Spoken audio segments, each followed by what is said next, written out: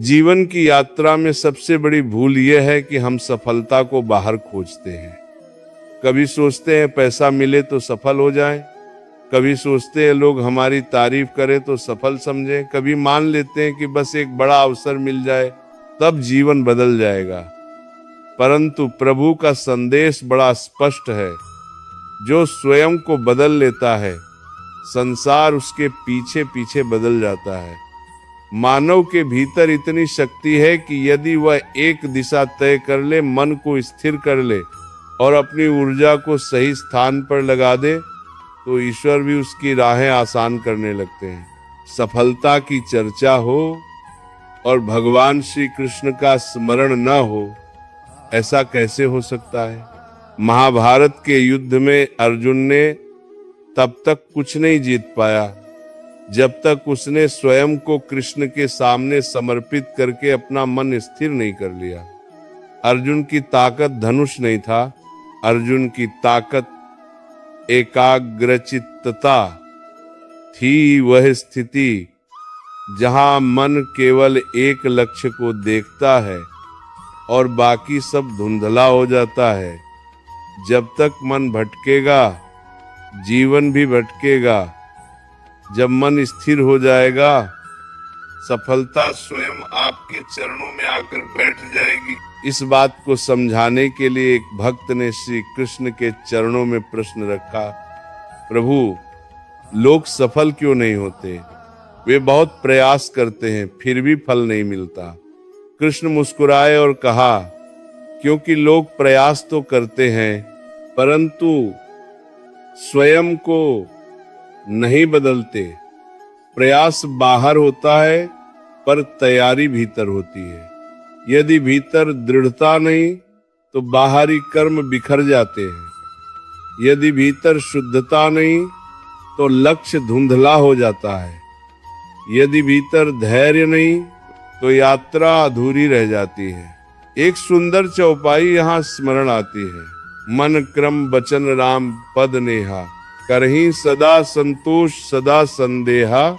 नु जिस मन में संतोष है, स्थिरता है, भक्ति है, वह मन कभी असफल नहीं होता, क्योंकि ऐसा मन चंचल नहीं होता और चंचलता ही मनुष्य की सबसे बड़ी शत्रु है। जिस दिन मन शांत हो जाए उसी दिन जीवन आगे बढ़ने लगता है। और मन शांत तब होता है जब उसमें विश्वास बैठ जाता है, विश्वास अपने लक्ष्य पर, अपने स्वयं पर और अपने ईश्वर पर। प्रियजनों, सफलता किसी एक कार्य का परिणाम नहीं है, यह एक दीर्घ साधना है।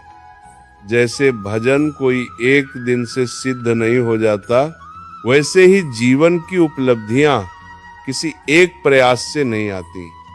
एक माली बीज डालकर उसी दिन फल की अपेक्षा नहीं करता, वह उसे पानी देता है, धूप देता है, संघर्षों का सामना करने देता है और फिर एक दिन वह बीज वृक्ष बन जाता है। कामयाबी भी एक बीज है। यदि आप उसे प्रतिदिन पानी नहीं देंगे, समय नहीं देंगे, समर्पण नहीं देंगे तो वो कैसे बढ़ेगा? आज का समय यह सिखाता है कि लोग तुरंत फल चाहते हैं क्योंकि उन्हें प्रक्रिया पसंद नहीं। लेकिन वृक्ष वही बनता है जो प्रक्रिया को स्वीकार करता है। हर व्यक्ति के भीतर दो आवाजें चलती रहती हैं। एक कहती है तुम कर सकते हो, दूसरी कहती है छोड़ दो, मुश्किल है।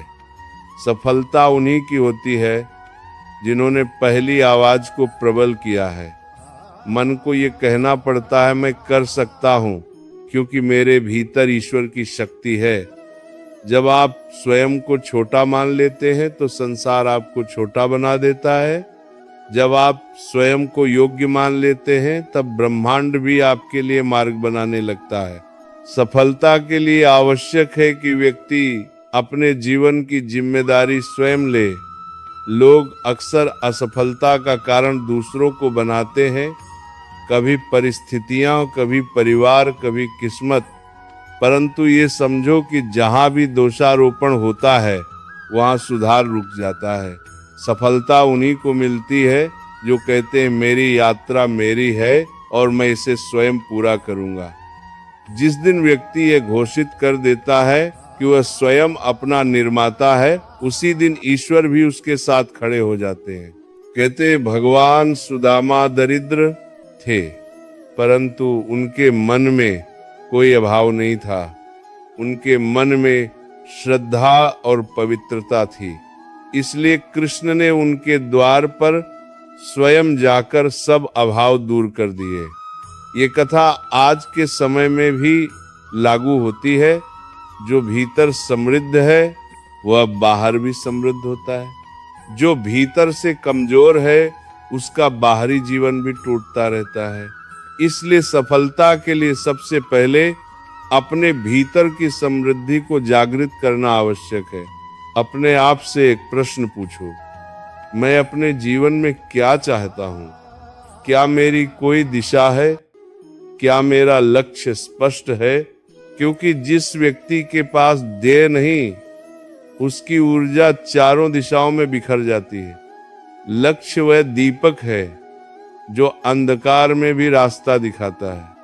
यदि लक्ष्य साफ नहीं तो कर्म भी बिखरे रहते हैं।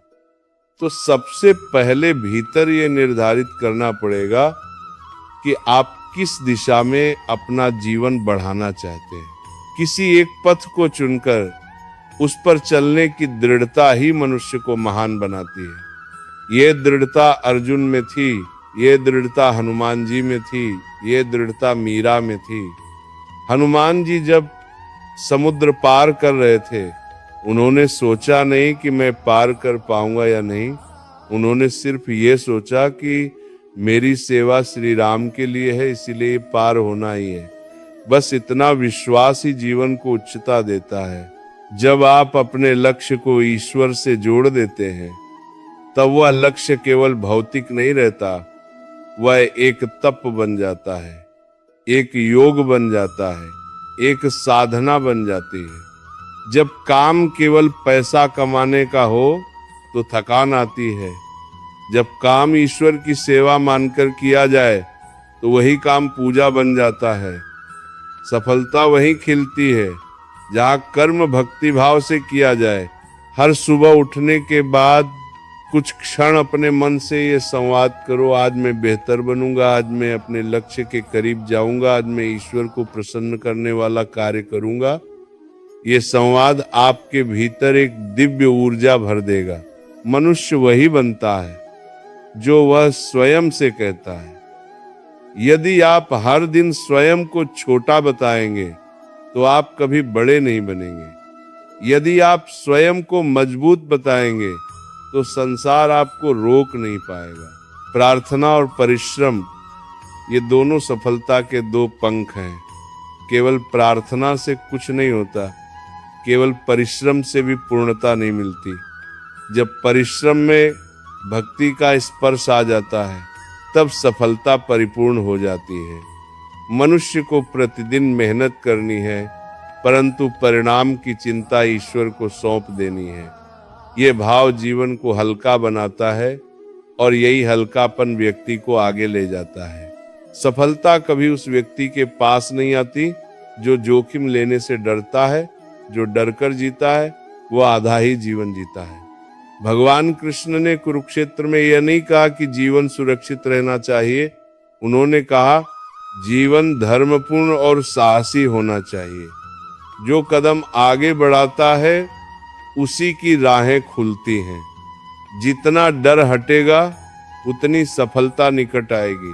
प्रिय आत्मन, सबसे बड़ी शक्ति मनुष्य के भीतर निरंतरता है। यदि किसी दिन मन न लगे फिर भी थोड़ा सा कार्य कर लो। यही थोड़ी थोड़ी निरंतरता एक दिन महान बदलाव बन जाती है। नदी एक ही बार में पहाड़ नहीं काटती, उसकी निरंतरता उसे ये शक्ति देती है। मनुष्य भी निरंतरता से ही असंभव को संभव कर सकता है। सफलता का वास्तविक आधार मन की शुद्धता है।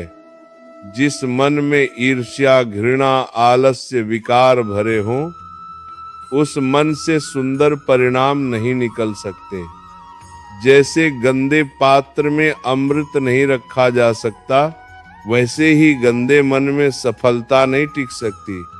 इसीलिए मन को निर्मल बनाओ, माफी सीखो, संतोष सीखो, कृतज्ञता सीखो, शुभेच्छा सीखो।